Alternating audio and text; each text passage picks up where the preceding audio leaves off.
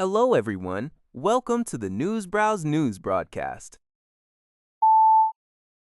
As the conflict between the United States and Iran marks its 119th day, Al Jazeera reports ongoing military activity in the region.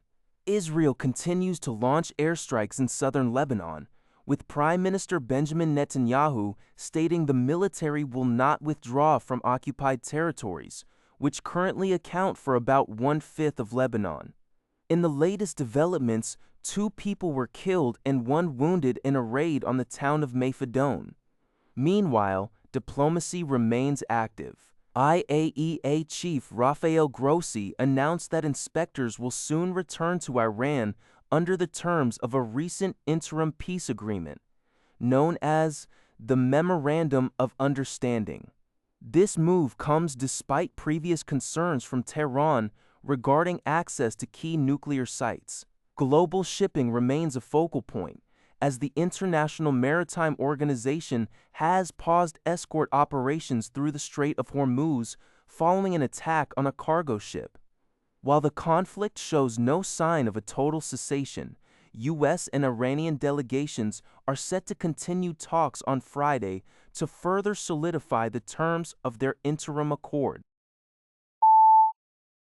In a 6-3 decision, the U.S. Supreme Court has cleared the way for the government to potentially revive a controversial immigration policy that turns back migrants seeking asylum at the U.S.-Mexico border.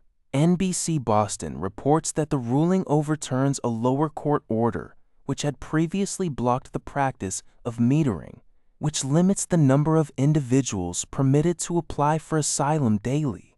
The policy, initially used during the Obama administration and later expanded under President Donald Trump, was criticized by advocates for creating humanitarian crises in makeshift border shelters. While the government argued that such measures are necessary tools for managing high volumes of asylum seekers, opponents contend it violates the rights of those seeking refuge. Justice Sonia Sotomayor, in her dissent, criticized the majority opinion for its potential impact on the nation's humanitarian values. The policy is not currently in active use, but this ruling removes a significant legal obstacle for its potential reinstatement. In a landmark ruling, Belgium's Supreme Court has held the state legally accountable for colonial-era abuses in the Democratic Republic of Congo. As reported by DW, the court ordered the government to pay €50,000 in compensation to each of 5 women who were forcibly separated from their black mothers during Belgium's colonial administration. The ruling officially classifies this practice as a racist policy and a crime against humanity. This decision is significant as it marks the first time a European nation has been held legally responsible for such colonial crimes, setting a potential precedent for future claims regarding the historical legacy of colonialism. The case highlights the long-standing struggle for justice, recognition, and accountability for the human rights violations committed under colonial rule. According to a report by Thai Sounds, Greece has become the world's first country to fully integrate a dedicated satellite array into its national firefighting system to combat climate change-induced wildfires. In collaboration with the German company Aurora Tech, Greece deployed 4 suitcase-sized satellites equipped with advanced thermal sensors into low Earth orbit. Unlike traditional satellites that can only spot massive fires, these specialized satellites are capable of identifying hotspots as small as 4 meters wide. The system utilizes artificial intelligence to process thermal data in real time, calculating the exact location, size, and intensity of a fire. It is designed to filter out false alarms from heat-reflecting sources like solar panels and hot roofs before sending alerts directly to emergency commanders.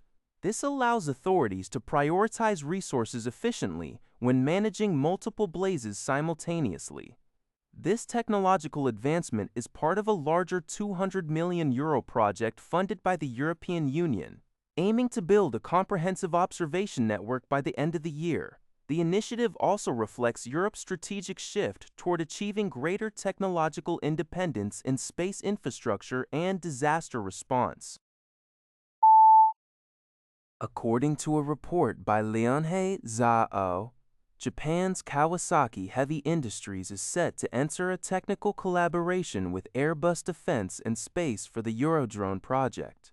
This marks a significant milestone, as it is the first time a Japanese heavy industrial firm has engaged in a defense drone partnership with a major foreign entity. The report, citing the Nikkei, notes that Kawasaki Heavy Industries is expected to contribute its expertise in anti-submarine warfare systems to the project. The two companies intend to present a joint product proposal to the Japanese Ministry of Defense. The Eurodrone initiative is a multinational project currently being developed by Germany, France, Italy, and Spain. That's all for this video. Thank you for watching. See you in the next video.